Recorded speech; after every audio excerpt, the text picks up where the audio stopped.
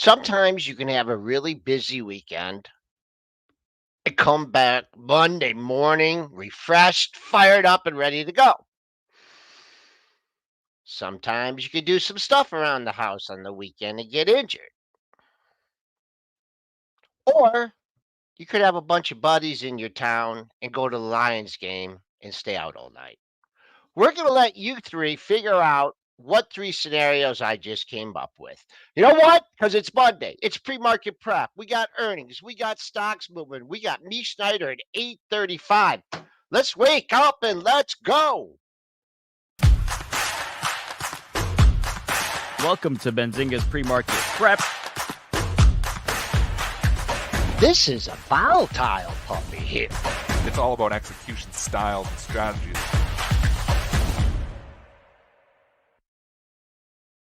All right, let's get a quick rundown.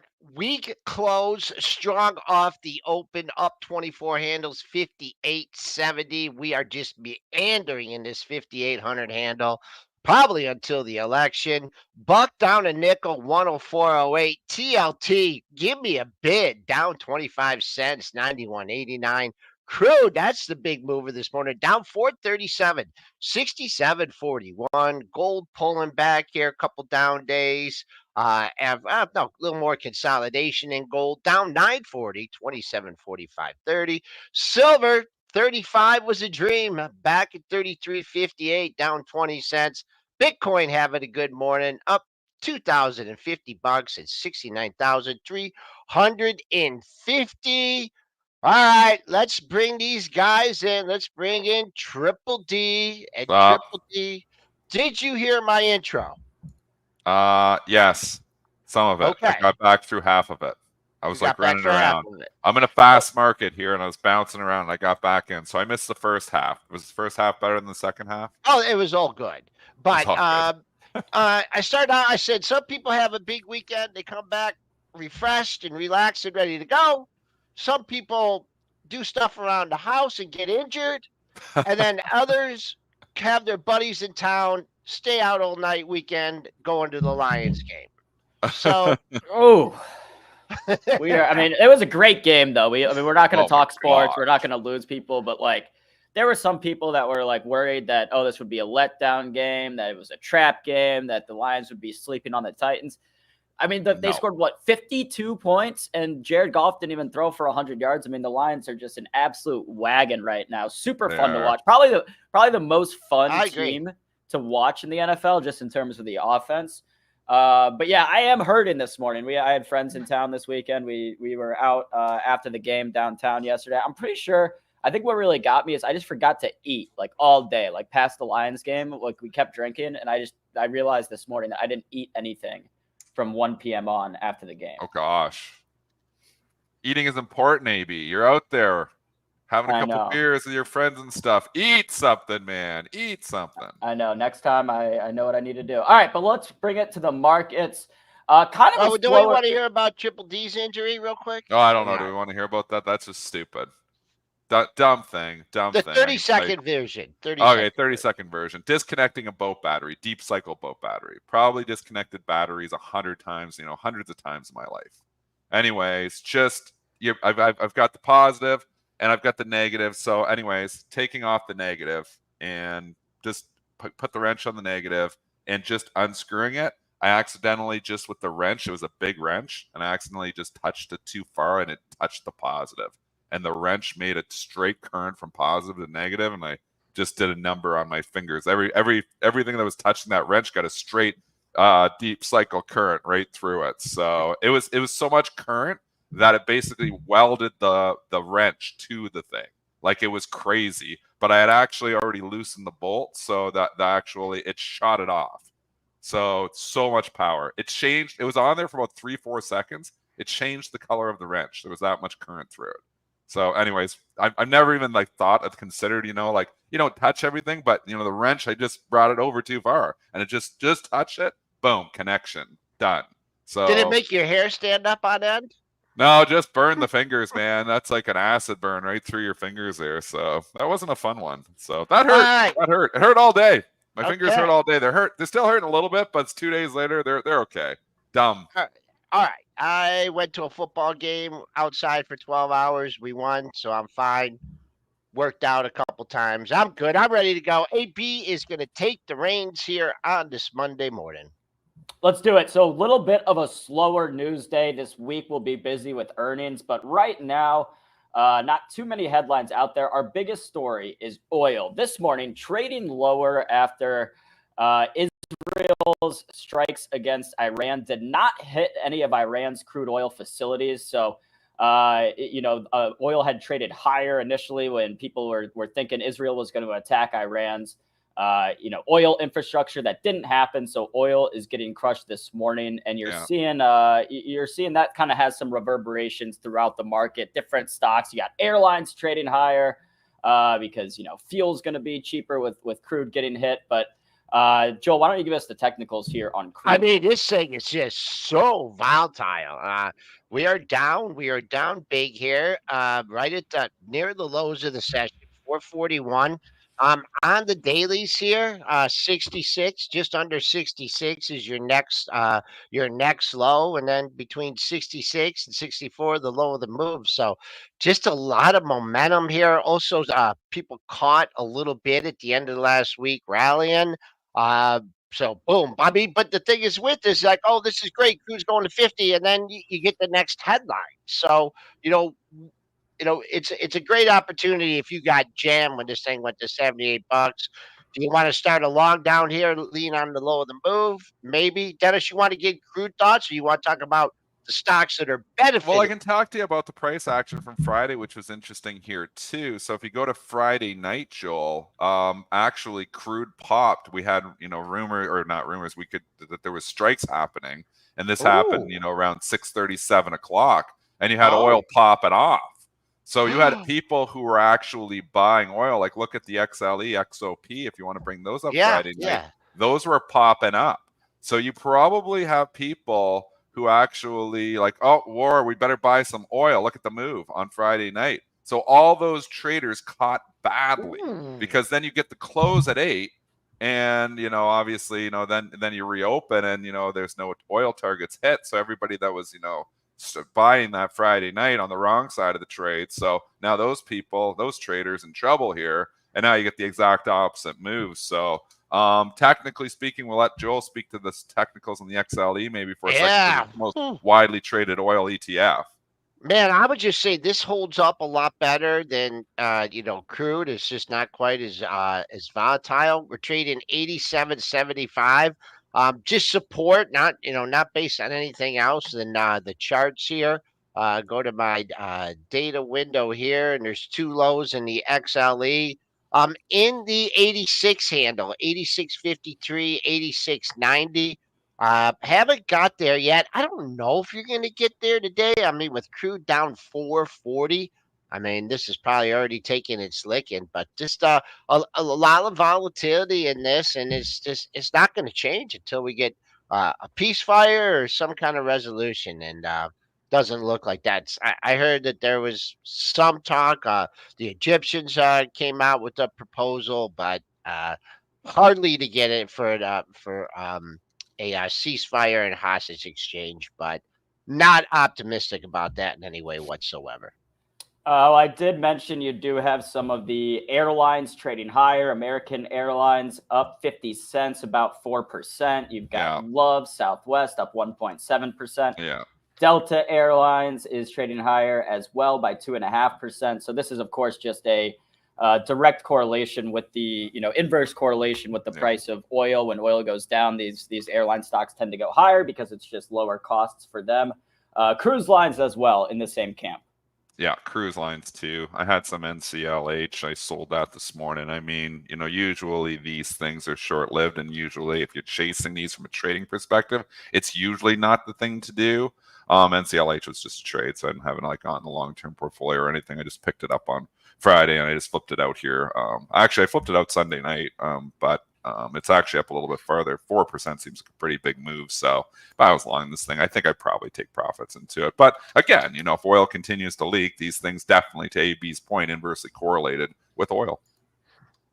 Best in breed, RCL. I mean, this thing, Look at this. An Well unbelievable. above its COVID high. Look at that Mhm. consolidation. We Yeah. talk, when I'm trying to pick moves in these stocks or whatever, and you have a big move up like that, then you have consolidation. And say, hey, wait for the end of the consolidation. Well, right now, resolving to the up. Wow, several days in a row being real sleepy, but you know what? They might 12,000 shares. Keep an eye on these pre-market levels. They could be pretty good. I see CCL over $20. That's back up near. Is this near the high of the move? Recent, yeah. Ooh, good levels in CCL. 2180 has been your recent high. It's also been your highest level since February of 22. And good old SCLH over $20. It seemed like you could have bought that thing at 16, 18 for a long time. But good move there for the cruise lines off the oil news. Well, we talked about the airline stocks trading higher, but the airplane manufacturer stock is still trading lower. Boeing down $1.85 this morning on news of an offering. So Boeing to offer 90 million shares of common stock, $5 billion of depository shares. Offerings usually not good for stock prices, but Boeing down pretty. Not too much on this, only down $1.85 or about 1.2%. I mean, everybody knew this offering was coming. We talked about it last week. It's why I was talking and saying I'm not chasing Boeing up at 160 with an offering coming on the table. So now you've got the offering. Now it's down at 153. You know you've got support down here. I mean, I don't know if we have a price yet. Sometimes it's No, not a bad I idea no. to wait for the price. But it was very predictable. There's some trades, and I mean, people can say, "Oh, I just use technicals. That's all I need is charts. Everything else is useless." I mean, in this Boeing situation, this is logic. And logic a lot of times will trump everything. So if you're buying Boeing on the technical breakout of 161, 162, saying like, "Here we are, we're getting above the 160s, it's going now." You got to be paying attention to what's coming in the headlines because we warned you guys about this, that there's an offering coming. It's coming. They've said it already. So when that offering gets announced, the stock's going to go down. Here you are. So it's now down $7-8 from where it was after, it popped last week. And, so technical's meaningless there because the offering was coming. So now that you're past the offering, maybe technicals mean something. So I would say at this point in time, the 150 area seems to be pretty massive support. I would say this has got to be the most talked about stock of 2024. AB, can you go through ask AI chatbot ABT or whatever and see what was the most talked about stock? Because it seems like we bring this up almost every single day. I'll just like Dennis's analogy here, and let's say the offering's like 150, and I have no idea what it is. See what happens. I mean, if this gets scooped up here at 150, fills the base, maybe you find some other buyers at this area, then you can look for a rally. But like if they jam this thing, let's say it comes in at 150 and it's trading at 148 for the longest time. I mean, if they had to drop it, whatever they give, if they have to drop it, be a bad sign. Obviously, they're comfortable. They've floated this out there for a couple weeks. They probably, now that they're doing it, they probably have an idea where it's going to get done. And then it will be a level that the company has given Yeah. us to see if investors are interested. I'd be a heck of a lot more interested down here at 152, 153 than after it has those big pops. So just trying to get out of the gutter. Let's see if I could soak up that offering and move on. All right, let's continue to move on here. We do have a couple earnings stocks, not a lot. Yeah. I mentioned that this week will be On. On. Not the on, but just the on. Yeah, one on. We had earnings on this morning. EPS came in at 99 cents, beat by 2 cents. Revenue of 1.76 billion, beat by 10 million. On to they expect revenue of 1.71 to 1.81 billion versus the 1.75 billion dollar estimate. So that came in line. EPS of 92 cents to $1.04 versus the 97 cents estimate. Also in line, and you are seeing on trading up $1.26 on this report. Earnings were fine. Report was fine. The stock is kind of fine, but it really has been an underperformer. I know. Overall, you think about semiconductors and how great of a year they've had, and then you've got on, and if you've been long on for a long time, you're probably very disappointed with your overall performance. So, I mean, relative strength has not been in the stock's favor whatsoever. So it's hard to get really excited about this and say, yep, this is the turnaround story. And maybe it is. Maybe this is going to be the catch-up story. The stock's trading up. It's performing okay after the earnings, but it's just been a real underperformer.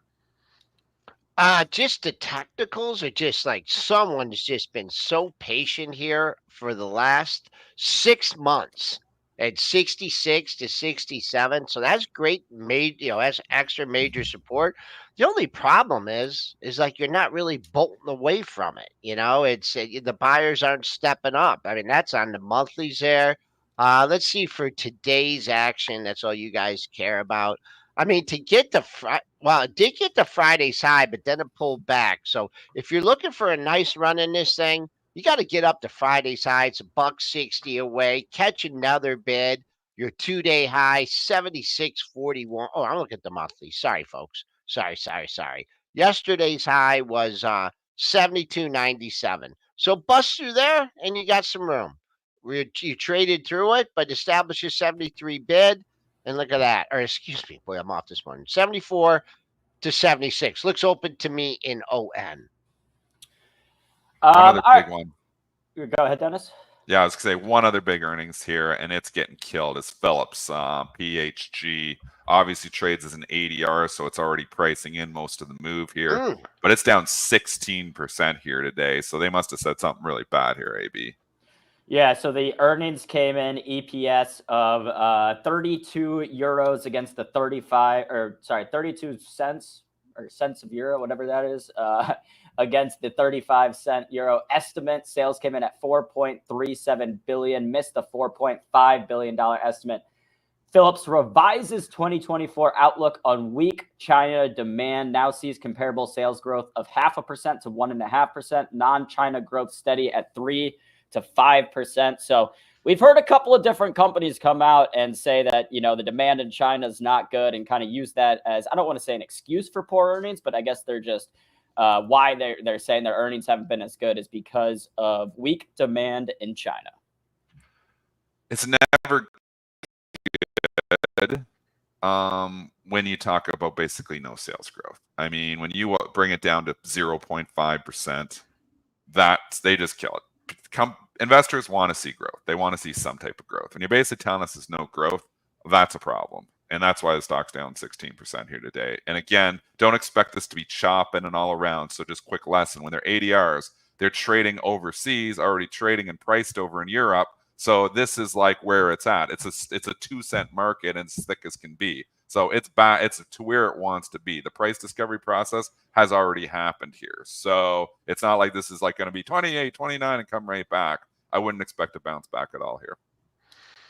Only thing you have is on the monthlies, 2 monthly lows right at 25. So if you feel like, hey, I missed this one, I want to own this slow moving stock that peaked in 2021, be patient. Maybe wait for the $25 area. If you feel you need to step out at 26.44, that would be your potential stop out point or a point to add more.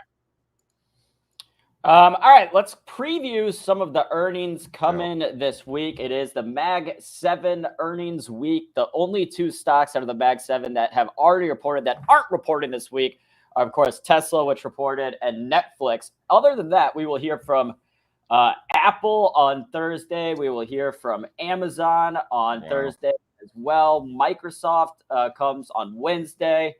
I mean, so it's going to be a huge week in terms of earnings. This is kind of the big test ahead of the election is what will these companies, how will they report? And right now, I mean, a lot of them, Apple specifically, trading kind of right around all-time highs. Microsoft still a little bit off its highs, so that will be an interesting one to watch. Of course, Amazon, and then we don't get NVIDIA until later because NVIDIA always reports kind of a few weeks after all the other major tech companies. This is nothing short of the biggest week of the earnings season, obviously, but unbelievable moves here this morning in all the earnings stocks. So we talk about, being long stocks ahead of the earnings. Just for examples here, What reports on Tuesday? There's a few companies that report tonight. Ford is one that reports tonight. Rambus reports tonight as well. Both trading higher too. But if you look at like Tuesday is really where we're going to get a kick started. You got Google. Google trading up 2% ahead of the report. You got AMD. AMD trading up almost 2%, 1.8% ahead of the report. SoFi trading up 1.9% ahead of the report. McDonald's has had its news, but it's even trading up 1.2% ahead of its report. PayPal trading up 1% ahead of the report. SMCI trading up 1% ahead of the report. Again, the market is up, but the market's up 0.43%. All the earnings stocks are up way more than the market. So that strategy working once again, just owning stocks ahead of the reports. I'm having a great day. Boom. Let's just start with what do we have? We do not have much after the close. Ford, I mean, with the way GM went, with the way Tesla went, I mean, not much to say technically here on Ford. But you know, you got congestion here at 11 and a quarter. If it gets through there, it all depends, of course, on the report. Room to go. I mean, what you heard from GM and the Tesla, you kind of got to be lean long into the report. Tomorrow morning is PayPal. Have not looked at that chart in a while. Oh, PayPal has kind of stuck its way up, but still way off its all-time high. Square, I mean, they're trying. I mean, they just, hard to get back to their stocks in their heyday. Been an underperformer because we Yeah. always did that PayPal versus Square. We always talked about Yep. that trade, and I used to pair trade those together. And Square seemed to be like the leader. Now PayPal's starting to take off. PayPal actually looks constructive on the chart again. When you come into earnings, anything can happen. But Square has definitely been a laggard here. Is there a place, Joel? Just talk technicals on Square because a lot of people like this stock. Oh, And this stock has been a definite underperformer here for a very long time. The high is $289 back in 2021. You got a $72 price. But if you go on the long-term chart, you kind of got that hook, that little rounding thing that I'm talking about here, where, it starts to look interesting. It reports Thursday night. So you got a few days ahead of it too. And it is strong ahead of the report. It's trading up again. Full disclosure, I've sold my Square. I had it overnight and I flipped it out already, but I'll probably rebuy it here. I always like playing these things long, flipping, just biasing to the long side ahead of the week here. But what are your technical thoughts here on Square? On this one, I think, I could never be, even though the company has not done well, that, has had a lot of big drops off earnings and stuff. I wouldn't be like, oh, I got to be short this thing in the report. So I'd potential buy. I don't know what the straddle move would be. I think if you get this thing under $70, 69 to 70, on weakness, I would, if I was short, I would definitely bring it in there, trying along at 69. But I think what the Bulls need, and this could be an interesting report, is if you clear 75 here. I know it's a little here congestion in May, but that's a big number. I think you clear 75 off this print, and you're going to get, you could get that 75 out of seller. That would be binding on strength. This last stock, and this one's reporting tomorrow morning. Yeah. We've been following the Mickey D setup here, and man, look what it did. It had the news, it popped. All the people that came in like, oh, I gotta buy McDonald's down $25. Then you made the high. So basically after the event, you have like a triple top in there. It gave you a lot from that high of the day of the actual report, 0160, and then you went to 0239 and 0160 again. So you got a big number there, Mickey D's. On a drop with these news, what's going on? They're canceling, they're not canceling. You could get a QP here, but not there. I wouldn't be interested in buying this one on the dip. Yeah, I think it's interesting. I mean, because you had the kind of immediate pop the day that McDonald's opened, lower after the E. coli news. And then kind of like you said, Joel, hit a couple triple tops, sold off a little bit. But I wonder if, maybe the valuation was like a little bit extended on McDonald's and now it's just kind of trading at more of a fair level. Like the market was kind of looking for an excuse almost to trade it back down to right around $300. I mean, I would still be willing to buy the dip here, but I want to wait a little bit and just kind of watch the price action throughout the week. I mean, you and follow the news story as well, right? See if there are any more cases that pop up. I mean, it sounds like things have calmed down. But you are seeing McDonald's trade higher this morning, up about $3.60, 1.2%. Let's put it all in perspective here of what really happened. And, over the course of the last year in McDonald's, Stock was $300 at the beginning of the year, major technical resistance point, and then was selling off. And because a lot of people were complaining about the price of McDonald's, and I was complaining as well, you know, that you go there and it's just expensive. I'd rather go sit at a sit-down restaurant if I'm going to pay just as much. What really kickstarted that rally was the value combos coming back. You know, they listened to the market, and then they were talked about those value combos. And in Canada, they came out with the McDouble combo of $5.75, which is cheap, like a lot, like it's a significant price drop. And I think that really kickstarted people back in the McDonald's and saying, yeah, okay, you know, we got the value, you know, menu back here in McDonald's. Stock has never really been cheap, AB. It's always traded 25, 26 times earnings, probably because it's been best of breed. But when you get something like an equalized scare, that can last a while. And like I said, we do have precedents here, and we don't know if it's contained or not. So, you know, there's headline risk here is the problem. And I think, as you know, that people were buying the 280, 285, 290 after hours that day, and then it paused back to 300. Then you're like, okay, well, you were kind of fully valued. There's headline risk here. Why take a chance? So you've got earnings coming up on Tuesday. It's popping up, you know, back ahead of the earnings print. But the consideration here is, I don't know if the earnings matter as much as what they say on the conference call. Like, do they say, yeah, we think we got this beat, this is over now? Or do they say, you know, or do they not say anything? You know, like, so it's all about headline risk here. And right now, I would say on MCD, you definitely have some headline risk. Yeah, I just want to make one final point on this one. On this drop down day here, you went from 6 million to 18 million, 19 million, right? So there's just, whether it's funds, institutions, traders, that love disasters and mega deviations. They're buying it in the pre-market. They were buying it that day. And you know what? They could care less if that stock ever goes back, fills that gap, if it goes to 310 or 311. Their trade was just to pick it up on support, mega shares. Let's say you ended up with like a 295 or 296 average. You can't be perfect. The thing gets back to, 300, 301, you're out. So that's what I think. And the volume is starting to come back down. Now, and now you got to find, if you really want this thing to go back and fill the gap, man, you need a big volume buyers to come in and establish a 300 bid there for Mickey D's. Joel, was my internet lagging? The chat was complaining that I was lagging a bit. The reason I don't hear you lagging. No, I think it's fine. Maybe there's like because I had Rogers, so I was getting a little bit of a lag, and I had Rogers come out here, and they were hours, and they said there was something up on the pole, and they were up there, and there was like some connection. They actually, because I knew I kept having little lags. I had that done on Thursday of last week, and on my end, I've been good. So I was like, oh, I think they got it. So yeah. So I've just, if you've seen a lag, let me know. But I think I'm okay now. Yep. Real quick before our special guest of the day, we did have some news in Robinhood trading higher by about 2.3%. This, of course, comes after Robinhood's event that they held, the Hood Summit last week. And Robinhood is now offering election contracts, so you can bet essentially on the U.S. election on Robinhood.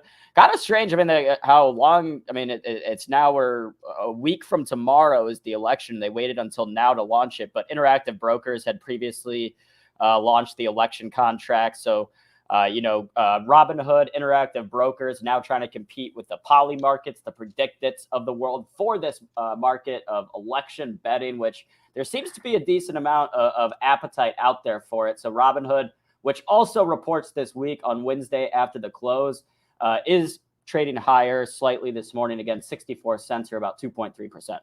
Okay, so something to think about Robinhood, and there was a sneaky headline on Friday that not many people paying attention to, but the headline, I don't know where this is coming from, Wall Street Journal or who was reporting this, but rumored yet, nothing officially announced, but the NYSE planning to expand their after hours trading.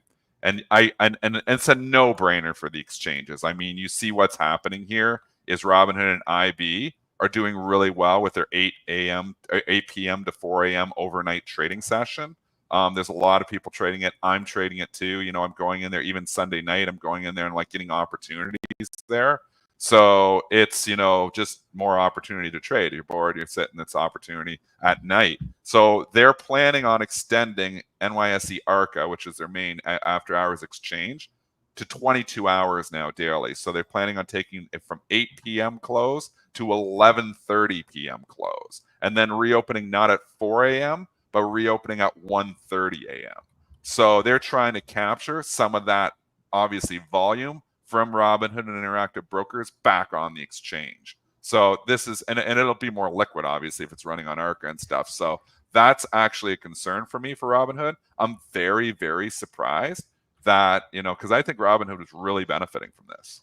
I'm very surprised, the stock wouldn't be trading down on that. Maybe it's this other headline you're talking about, but I'd be cautious trading Robinhood here, because if there's some truth to this headline, which there probably is, the source was CNBC, there probably is some truth here. I think that's not good news for Robinhood, because I think they get quite a bit of volume in that overnight session, they call it. What has taken the New York Stock Exchange so long to do this? Yeah. Well, I think the main concern, always what I used to say was, to go to 24-hour trading was, how do you handle the dividend stuff, like something going ex-dividend, like right at midnight, that's right. all of a sudden it's boom, it has to adjust pricing because we close and then we reopen. So they're still going to do that. They're going to close at 11:30 so they can actually get a reopening. The way Robinhood has it, they actually, like, and the way the market makers do it, at least on IB, is they close the stocks on the regular exchange, and when they reopen, like a minute later at the 8 o'clock open, they're already adjusted and they're marked the next day. So that's how they're handling it. But it'll have to be a complete adjustment again, because, you can't have, on this exchange, I'm buying it at 8:30, it's ex-dividend, but on this exchange, it's good till 11 o'clock. So the NYSE is probably doing it the right way. Close at 11:30. We have an official close. So everything is, for the ex-dividend dates, and for corporate actions are all dated this day. And then we reopen.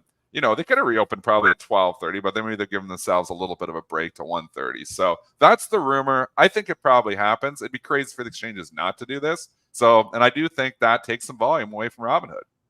So would they adjust for a stock? Would that reopen or not? Like, let's say something like Yeah, they do. Well, it's the market makers, so there's no the market official, makers like, do. the market maker, which is Blue Ocean ATS, they do the adjustment. So if you looked at, like, when S&P goes, it's down usually the buck. So if, like, S&P is paying a dividend of $1, SPY, sorry, is paying a dividend of $1, it usually opens at the 8 o'clock. So close at 8 p.m. I gotcha. And then it's down $1 usually at like 8:00, just after 8 o'clock on the Robinhood reopen. So the market makers, but again, traders can screw up. It is confusing when, you've got, X dividends and you're trying to, like, do them in a minute later. Like, when you have a complete day close and you have an official new adjustment prices, it's not as confusing. That's the biggest issue with this 24-hour trading, is just making sure that, traders, aren't just, making mistakes and obviously buying something up $1 and they think they're buying a flat, but it's actually ex-dividend.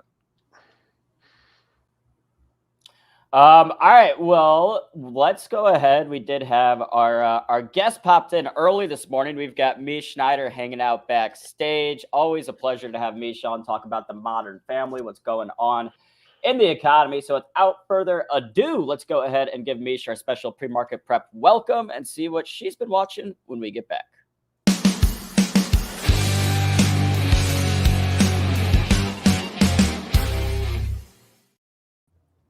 Mish Schneider, Chief Strategist, Market Gauge, author of the Market Minute. Mish, how you doing today? I'm doing great, Joel. Good to see you. I don't think you were on the last couple of times. Whoops. Yeah, I take vacations every once in a while. So I something just came to me, and I've always liked you as a guest, but, like, now I realize why I really like you as a guest. Are you ready? I'm ready. Your name, your nickname, Mish, right? Yeah. I'm a big Michigan fan. Okay. And there was an announcer, the greatest announcer of all time, if you guys haven't looked him up, but he used to call it Michigan. Okay. So you got to change your name to Meech for Mish. Okay. And Can you do that for me? Yeah. Could you change that? But no, I'm just giving you a hard time. We always love having you on. So much going on here in the markets. I know you like to talk sectors and everything, but I guess first we have to set it up in the backdrop of the election and interest rates. So that's what I'll throw at you first. Okay. Well, obviously, this election, it looks like, and there's been a lot of buzz. It depends on what you read. But if you read Twitter, I mean, it seems like Trump's going to win by a landslide. If you read other reports, they're a dead heat. So it's very hard, I think, to make the prediction because we don't really know what's going to happen when people actually go and vote. Although a lot of people are early voting, we did.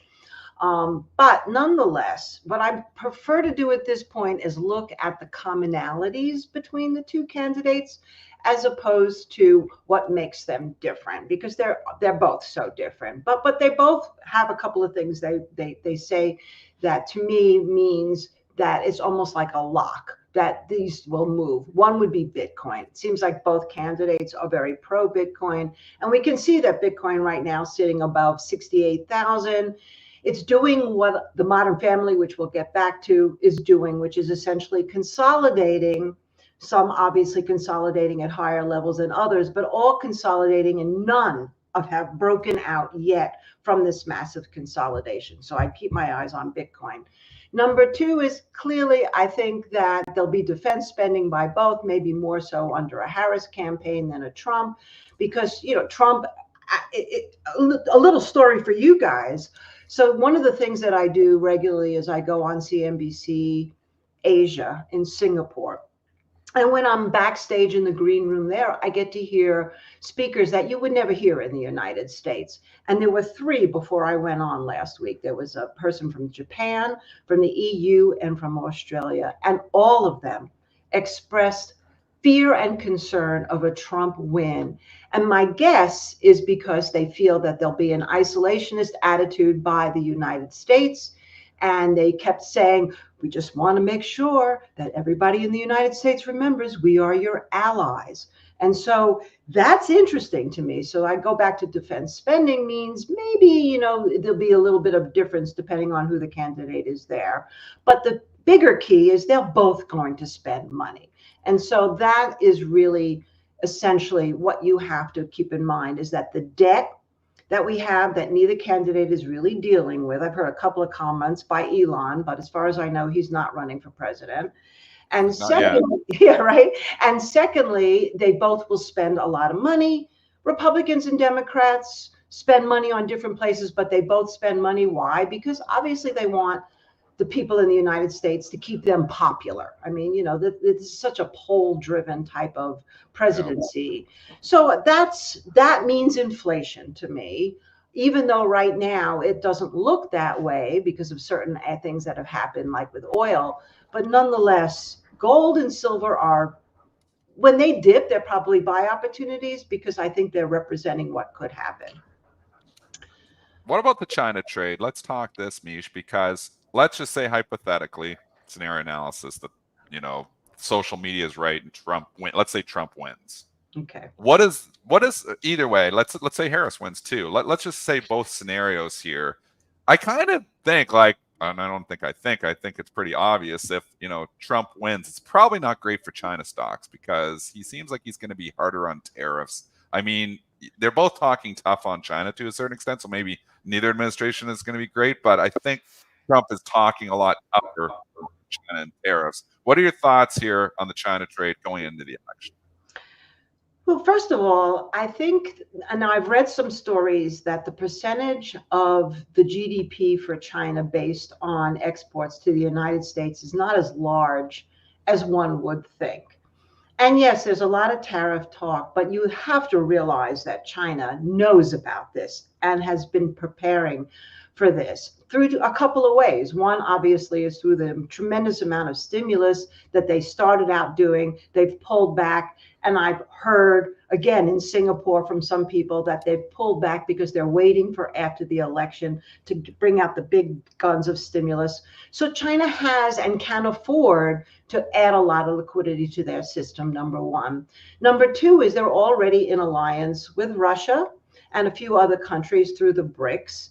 And I know they have to be thinking to themselves, well, gee, if we're going to be excluded from working with the United States, then what are we going to do to either make ourselves get back to at least closer to a 5% of the global GDP, which is what China used to be centuries ago. Now it's down in the low fours. without the United States. So what does that mean? Sell dollars, sell treasuries, that's that whole BRICS thing that's going on. I'm not too worried about China. In fact, I would be more worried about emerging markets as an investment if there's a Trump win than I would about China. And I actually think that China might be a really good investment, regardless of who wins. All right, let's get to sectors here, Mish. And the bonds are telling us one thing. You've been around for a while. You've seen the bonds trade. It's like, hey, folks, put the brakes on another rate cut in November. Put the brakes on things. So there's, you got the small caps. You have your retail. You have your biotechs. They're all. We won't talk about solar because I don't think anything can help solar right now. But of those sectors that I just mentioned, which one will benefit the most, or will they all benefit the same if the Fed continues on this dovish policy? Okay, well, let's talk about solar for a second, because if you look at the technicals, solar made a big gap up if you're looking at TAN on Friday. And with the news of the lithium mine in Nevada, essentially what the government is saying right now is part of this whole let's get away from our dependency on China for rare earth minerals, which NP Materials has been one of our positions. And now let's get away from our total reliance on China and Chile in lithium, with the goal of making 370,000 lithium batteries for EVs over the next 4 years. That doesn't tell me that solar is dead. It just tells me that it was sleeping. So I wouldn't necessarily dismiss it. But going back to the other areas, I think the biggest gift I can say, or at least when I say gift, what people really need to focus on if they're looking at the major sectors of the US, if we're really going to see the Fed go more dovish, yields have just been going straight up since the cut, and we have a November meeting coming up, you have to look at this massive consolidation that we've had, let's say, in retail. And I'll pick out retail more than any of the others because it's going to be about the consumer. And both candidates are going to want to make the consumer happy. The Fed right now doesn't seem to be as concerned unless they see recessionary factors, which so far they haven't. And if you look at XRT, 10 months, guys. I know, look at that. 10 months. Look at a weekly chart if you can, because that's even clearer to me. Wow. Okay, look at that weekly chart. If you go back to the beginning of 2024, forget about that first initial dip. Really, basically, between 70 and 80, we have trades since February. Wow. That's 10 months of a $10 trading range in the consumer area, which is both staples and discretionary. And to me, if you really want to know what's going to happen, and you don't want to think politically, but you just want to think in terms of patterns in price and the consumer trend, and I'm all about the thin consumer, that could help.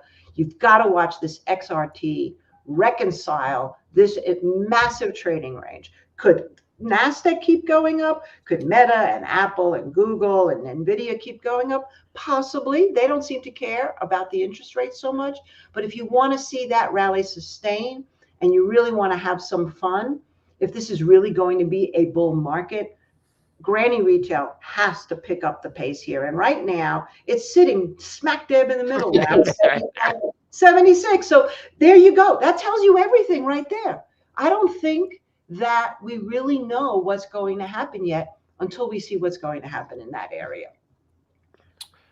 Mish, what about Tesla here? Because we had Tesla pop after earnings last week. I know this is a stock that you watch. Kind of an interesting level here, right around $270. Do you think the positive price action for Tesla will continue here? I do, actually. I think that Tesla can go to 350. That's kind of my next major goal here. Yeah, Tesla, again, is, it seems to be in its own universe, and it's got a lot of things going for it. I mean, certainly the announcement of the lithium mine is good for Tesla because they need the batteries. They are more than just a car company, clearly. Obviously, the projections that he said was a best guess, Elon, last week about car manufacturing helps. I think this is, to me, since this is the granddaddy, like I have my grandpa in the Modern Family, but this is the granddaddy of EVs, clean energy, and where we're going. in terms of what we have to do as a global area, and that's really get away from the tit, if you will, of oil and gas. I mean, this is definitely where Tesla represents, and I think it's actually a little bit maybe even undervalued if you're looking at some of the other Mag 7 stocks.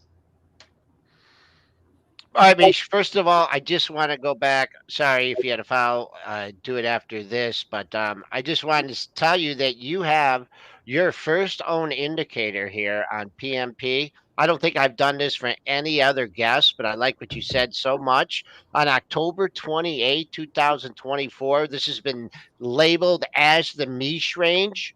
So when we Nice.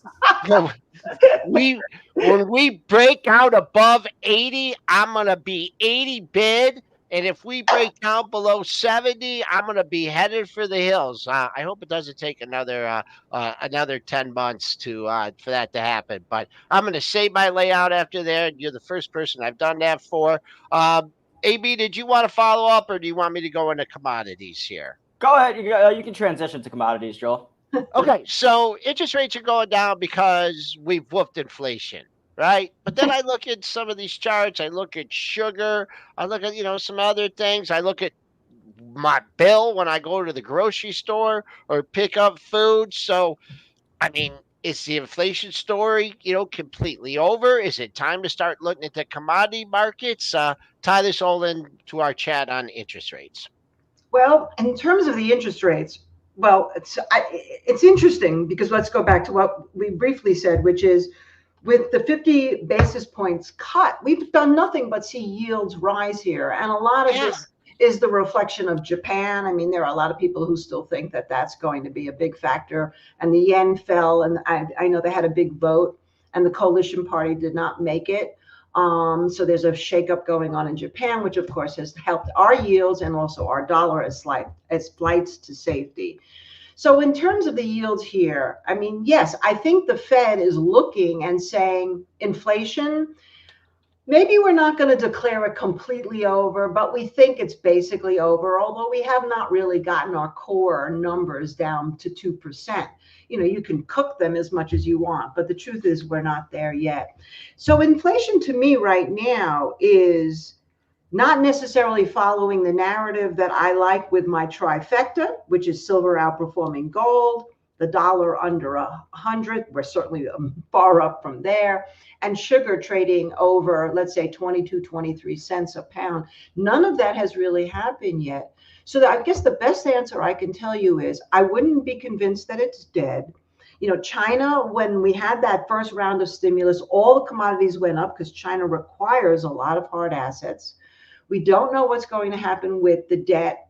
And we don't know what's going to happen with the spending. A lot of people think this is a bubble that can't sustain, that once we get to a certain level of debt versus the GDP, that we have to have some kind of a break. So all of this could help certain commodities, not all commodities. And I think you just have to look at gold and silver right here. I mean, gold is at what, 27.46 today. There are still so many bears out there. And I'm like, why? I mean, gold is the mirror reflecting the cracks, and silver, which is, it didn't quite stay at 34, 35, but where is it now? Like 33 something and change? 33.70. Yep. That's still a breakout over 32.50. And I don't think that the metals are telling you essentially what you're seeing. Like, say, if you look at soybeans, which are, have crashed, although they look like they could be bottoming, it's telling you to be careful and to still watch for the inflation trade. But we're traders, right, Joel and Aaron and Dennis? We don't buy a falling knife or an anticipation unless we see a real good risk. Just wait a little bit. I think it'll be obvious that it's time to start piling back more into the commodities plays. And you should already be in gold and silver, by the way, and even copper. Copper may not necessarily be at its highs, but it's still holding pretty well. I mean, you just put up the copper chart. Look at that chart. I mean, that to me looks like you had your bottom. And now again, I hate to overuse the word consolidation, but it's consolidating. So to me, there's a lot of potential in the inflation play. I'm watching it very carefully in terms of our own positions. I wouldn't buy necessarily natural gas, but if you look at LNG, that looks pretty explosive right here. So, pick your places. But again, think AI, data centers, EVs if they pick up, all this mining that they want to do in the US, all this manufacturing they want to bring back, all this deglobalization that's being talked about right now. That's all inflationary. Okay, Mish, before we let you go here, I just want to go back to something that we talked about at the beginning of the conversation, and that was the election in the prediction markets and what they're indicating right now. No position, not taking any position, but I think there's one very, very fundamental flaw in all of the prediction markets. What's that? Are you on a prediction market? No, I mean, I watch them and Right, but do you have an account? Oh, no, I do not. Okay. So that's all I'll say. That's all I'll Why? say. Okay, I don't follow you on this, Joel. I want because women are a big part of the voting population. Oh, yes. Well, the other thing too, like in Polymarket, U.S. investors aren't allowed to. Yes. So I mean, you've got a U.S. election, and it's got no U.S. investors, in the price discovery process here. So it makes it very difficult to, and they're even cracking down because they're saying some U.S. and traders are still getting in here, and they're trying to crack down on it. So it makes it difficult to, when you look at Polymarket, you see right now, I just brought it up, 66% Trump, 34% Harris, but there's no U.S. in there. Like there's no U.S. investors making their bets in there, and they're the only ones that can vote. So it's hard to give it a lot of weight. I think I don't know if it's a dead heat like some of the major media is saying. I don't think it's a blowout like Polymarket's saying either. I think the real answer is probably somewhere in the middle. Yeah. Well, just go back to the women, right? Because you're bringing this up because I am a woman. I don't know. It's to me the X factor in terms of the women, because again, you don't know what the polls are saying, but it's going to be with women's vote. Essentially, women think two ways. Obviously, they think economically, so they're going to think who's going to be better for the economy. And I'm not necessarily sure we know exactly who's going to be better for the economy, because we hear a lot of talk, but we don't really know. And how much can a president really control the economy? Let's face it. I mean, Trump was doing very well with keeping interest rates low, but we were a completely different time in 2017 and 2018 than we are now. And then COVID happened, and he was the first one to sign checks over to people. And Harris, we don't really exactly know, except that we can kind of assume that it'll be somewhat Bidenomics. I mean, that's been the big talking point. So when it comes down to women, they're going to say, well, I have maybe more money than I had before. Inflation's coming down. When I go to the grocery store, I'm spending less, etc. I feel like that's okay. It's really going to come down to whether or not they really have a concern about certain things like LGBTQ and abortion rights, how socially liberal women want to be. And that's really hard to predict, because we've seen movements where there are a lot of women who are what would seemingly be on the other side of what's best for women, right to choose, et cetera, because they have other agendas, whether it be more of a religious agenda. I really don't know. I mean, it's really interesting. I think there'll be women who'll go to the voting booth and have told their husbands they're going to go vote for Trump, and they're going to go in there and go, hey, I want a woman. And they're just going to check Harris because nobody's going to know. They're going to do it just like the opposite. There are women who are saying Harris because I'm a woman, and they don't want to seem like they're anti that. And then they're going to go in and vote for Trump. This is so interesting to me. I've always predicted who was going to win. And when Biden was running, I thought it was going to be Biden. I was 100% sure. Once Biden dropped out, I really lost all my sense of this, because Biden was something people were familiar with, but people don't know Harris. They really don't know what to expect. So we'll see. So now I know why you're not on the prediction markets, because you don't. Okay, all right, Mish. That was a really great Great talk on commodities, on the markets and everything. And we're going to get you back. I'm going to get you back on again real soon, Mish. We really enjoy it. Mish Schneider, Market Gauge, Market Minute, former floor trader. Thanks again, Mish. We'll talk to you again soon. Thank you, guys. So great to see you. Thanks, Mish. All right, AB, back in the house. Back in the house. All right, we've got a few minutes left. We did mention, Mish did mention the solar industry real quick. I did want to talk some Sunrun this morning, ticker RUN, up 10%, popping off this morning. This is on the CEO of Sunrun says company is in talks with data center developers to provide solar power. So kind of similar thing we've seen with the nuclear stocks that have, popped up as ways to power these new data centers, which of course we know are going to be huge with the, with AI adoption increasing. So Sunrun getting a pop here this morning, a much needed pop too. I mean, if you look at that chart, this thing has just been an absolute dog. So if you're in Sunrun, you're happy about this leg higher. Why so long? Why did this take so long to come? Well, you know why they said this, Joel? Maybe you were away that day, but on pre-market prep, I discussed this. I'm like, why does solar not get any love with the energy trade? Why is solar at 52-week lows? Why aren't they getting involved in running data centers? It's a joke. Obviously, it's coincidence, but I mean, maybe Sunrun execs listen to pre-market prep because we were talking about this. Now you get a headline here. I mean, it starts to get to a point where you do start thinking, like, here the energy trade has just been on fire, and you have solar in the absolute gutter. And we know what's driven solar down. It's been higher rates, TLT not helping. A lot of these companies are in cash burn situations, like, ENPH and SEDG have just been disasters.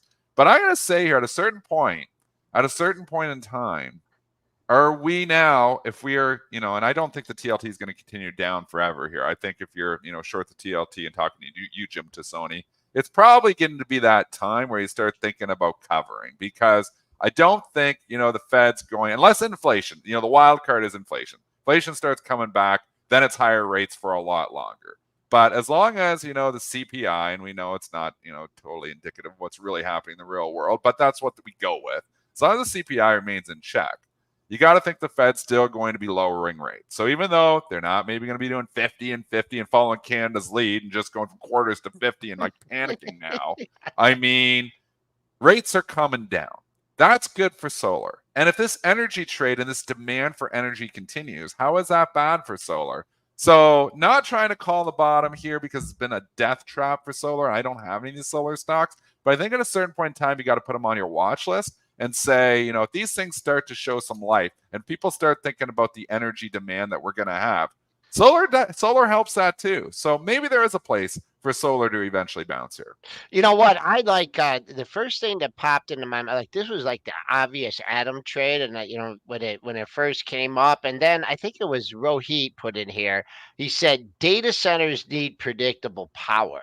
Now, if you're on a data center and the sun goes down, now I know it's not that simplified, but you do need, if you're running all this AI and all these data centers on solar, and I mean, I don't know the reliability and the backup systems and everything. So that's why maybe up till now, but I just wrote that down.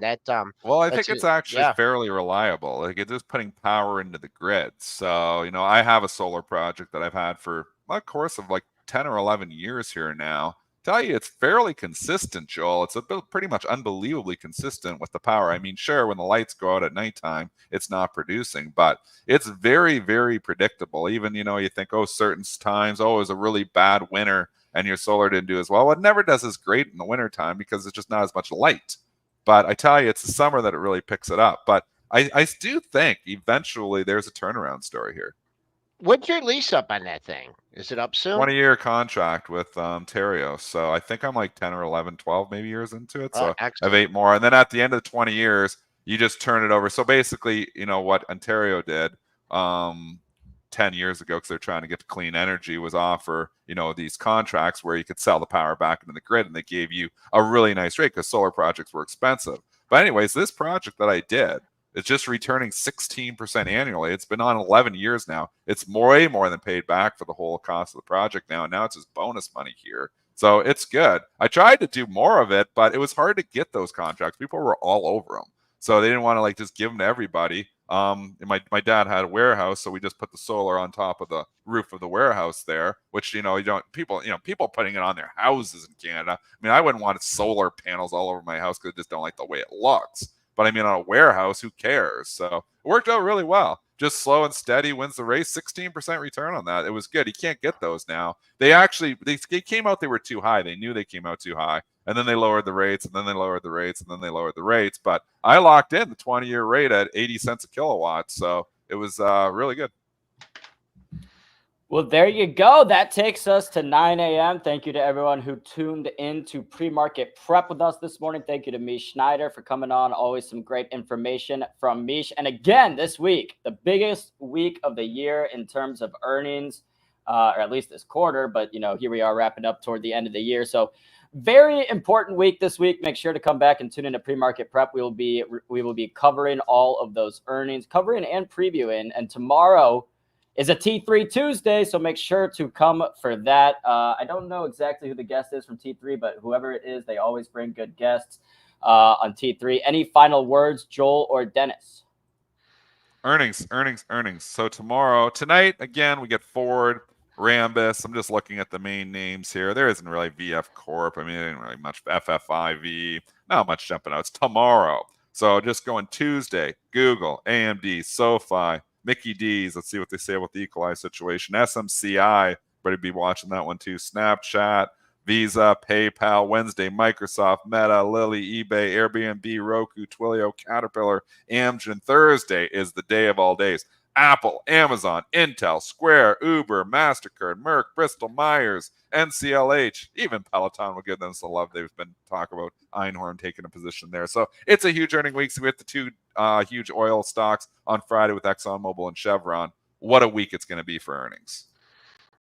I'll just go more market talk here. I think we're just winding up here. I think I'd be very surprised a sustained bid over 5,900 if that's what the bulls absolutely need here. That seems to be the high. There was a high on Friday we sold off, but that's a looking on the upside. And then the downside here, I just don't even think you're going to see last week's low unless you get some extra nose here. That's way down to 58.01. So could be just, I mean, we'll have the earnings that will move certain stocks, certain ETFs, but I think you got some positioning coming up here. Ahead of the election, other people there. Hey, I got, I don't want to worry about next Wednesday, and other people like, oh, this, whatever happens in the election, the market's gonna rocket. So, two sides of the coin. We'll see. We'll see what happens this week on pre-market prep. All right, that'll be a wrap. Make sure to smash the like. We do have live trading starting up after this, so stay tuned for that, and we will see you guys tomorrow morning.